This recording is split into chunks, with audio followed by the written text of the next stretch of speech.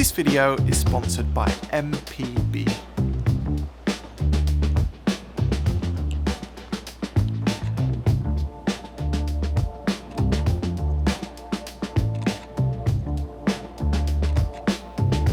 Well, hello everybody, how's it going? Hope you're all well, and welcome back to Wales, specifically to Holyhead.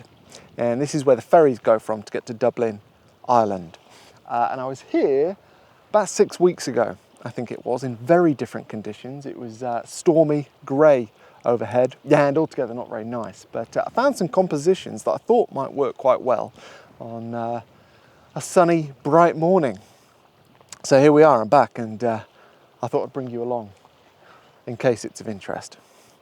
We'll see. I've had a look at the ferry timetable on ChatGPT, so it might be wrong, but there are a few ferries going out this morning, so I'm hopeful that some of the compositions I found I can make work this morning, although not the main one that I'm interested in, because currently the sun is, well, I'd be shooting directly into the sun, which wouldn't look very nice. I need it to move around a number of degrees later this morning in order for that to work. So we'll see. Better in a couple of months' time, I think, but I thought I'd come out and try today anyway. Well, my research tells me that one of those ferries was supposed to set off 5 minutes ago, 4 minutes ago. So there could just be some ferry tardiness, but it could be my research, which I think is more likely. Anyway, when the ferry does finally set sail, my plan is initially at least to shoot it from here. The breakwater is very nicely lit by what is currently side light, and the way the shadows and the light is falling leads to quite a three-dimensional looking image, I think. So yeah, I'm going to try here for the first ferry I see today. Holyhead to Dublin, 8:15, on time. It's 8:15 ages ago. Light's not as good.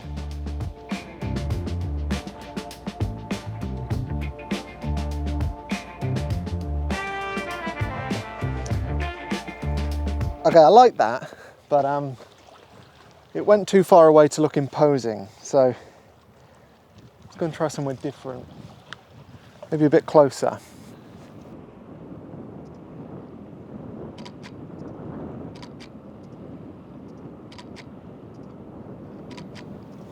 Not sure what to make of those. To see how they come out in the edit, I think. Not a good photo, that. I'll talk about why at the end of the video, but no, I don't like that. On reflection.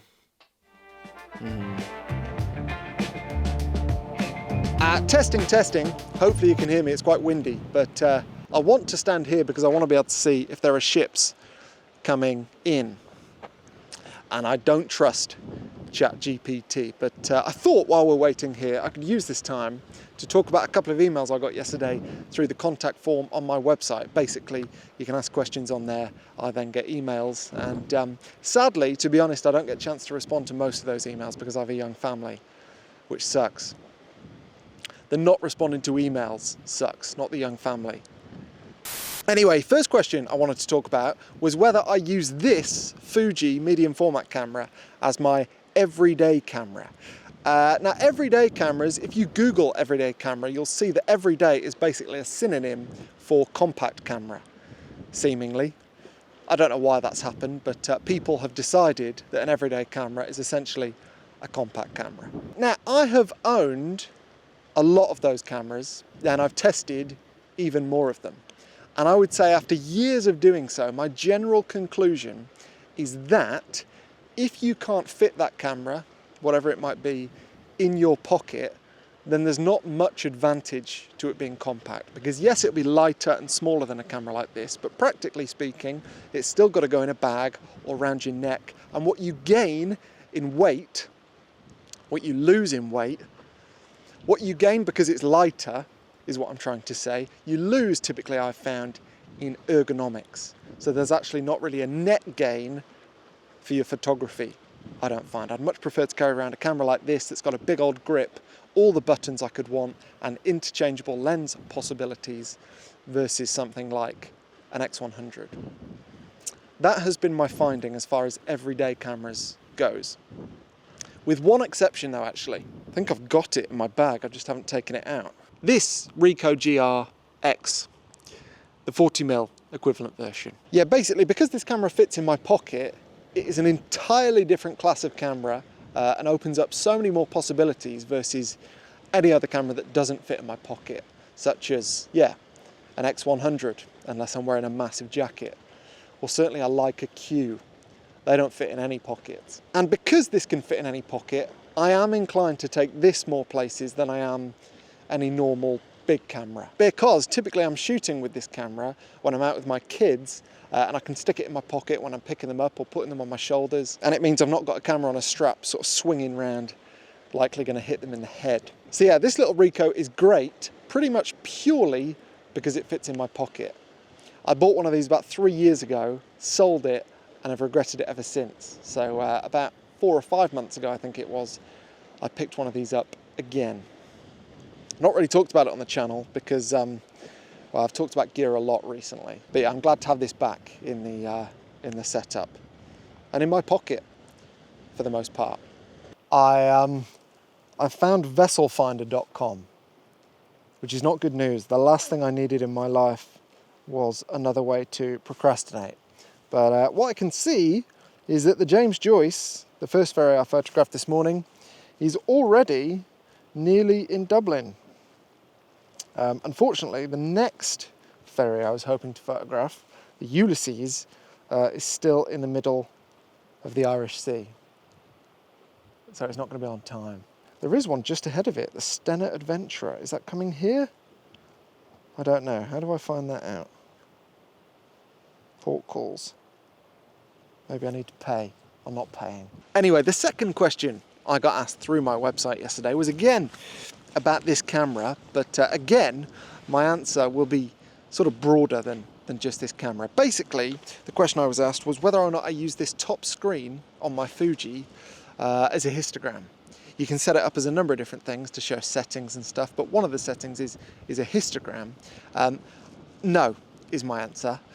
I haven't used a histogram in anger in years, either in the field or when editing. James, you really should. All your photos are overexposed. The point is, all my photos are really, really bright. Most of my photos are really, really bright because that's exactly how I want them to be. And that's the first problem with a histogram, really, is that it doesn't know what your intention is as a photographer. And lots of people, when they're taught photography, to my despair, are taught basically to lower the highlights and to bring up the shadows for every single photo, regardless of the scene and your intentions. And the thing about being a photographer is that it's our job to hide things that we don't want the viewer to see and to exaggerate things that we do want the viewer to see. And contrast is one of the main ways that we can achieve that. But all too often, beginner photographers are taught, yeah, bring down the highlights, bring up the shadows, get all the tones to be roughly mid-grey. That'll look perfect. Ugh.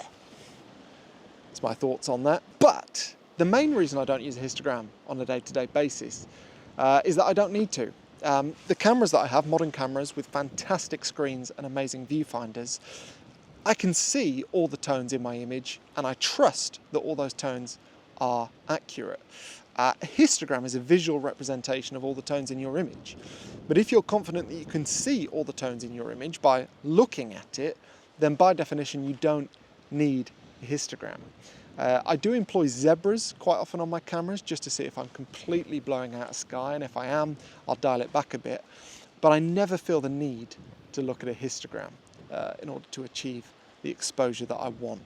If I was using older cameras that had older screens and I wasn't trusting of the exposure that I was seeing on those screens, then maybe I would use a histogram.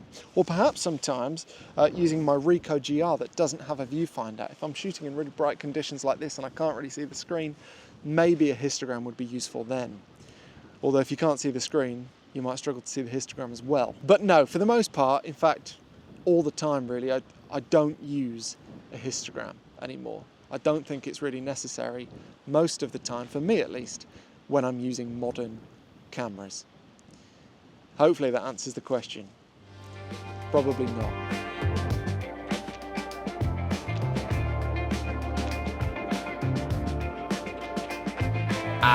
I'm going to be going back there quite often, I think, because I'm convinced there is a photo there.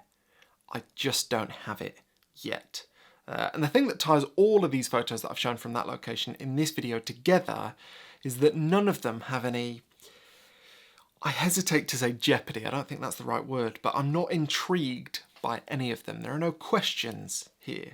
And all of these photos are begging for like an onlooker to be stood at the top of that wall, for example, or some swell, which might be tricky to get from behind a breakwater, but with the right wind conditions and some backwash, maybe I can get some swell in the winter. A slightly more southerly sun, I think, would do this location good. So again, winter. And perhaps, actually, on reflection, some dramatic skies. So again, winter. I'll be heading back there this winter, so please subscribe if you haven't already, if you'd like to see that. Yeah, this one that I wrote off earlier as well, it's just a bit sloppy, I think. The lines that you get on the paving slabs, or the cracks between the paving slabs, they're at kind of a slight angle to me, and I think you're much better off being straight onto lines like that in a frame, or very much kind of across the line, so at 45 degrees to them. But being slightly offset from them, I think just looks a bit odd. Also, another bit of clumsiness, the edge of the wall in the background is not in the middle of the railing posts. That's clumsy. It should be in the middle. But luckily, everything didn't come together. Otherwise, I really would be kicking myself. Can't make that mistake in winter. Anyway, a giant thank you for watching, and just quickly again on everyday cameras. If you have an everyday camera, I'm not suggesting that they are bad cameras. I think in many cases they're fantastic cameras. All I'm really saying is that if you have a camera like this that isn't defined as an everyday camera by, I mean, I don't know who came up with that definition. But yeah, if you've got a mirrorless body with interchangeable lenses, for instance, you don't necessarily need to run out and buy an everyday camera. And for a long time, I thought it would benefit me and my photography to do just that. And having done it lots of times, I can confirm, at least from my perspective, that it didn't do my photography any good. Unless you can stick it in your pocket. That does have a use. So, yeah. Crystal clear, as always. And on histograms, or not using histograms, I'm going to talk much more about exposure in the next video. So tune in for that if you're interested. But yes, until then, giant thank you for watching, and thank you also to the sponsor of this week's video, MPB.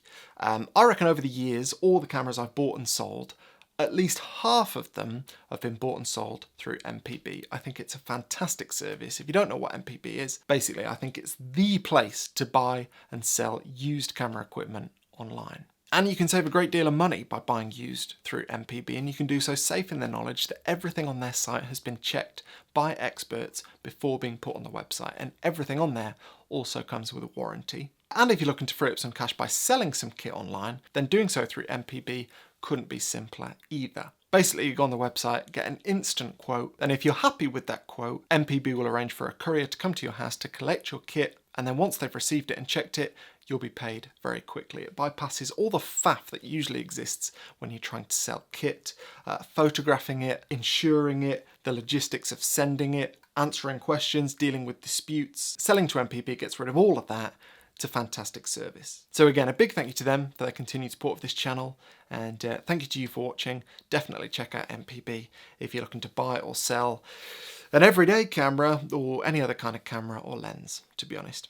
Yes, see you next time, where we'll talk a little bit more about exposure. Cheers.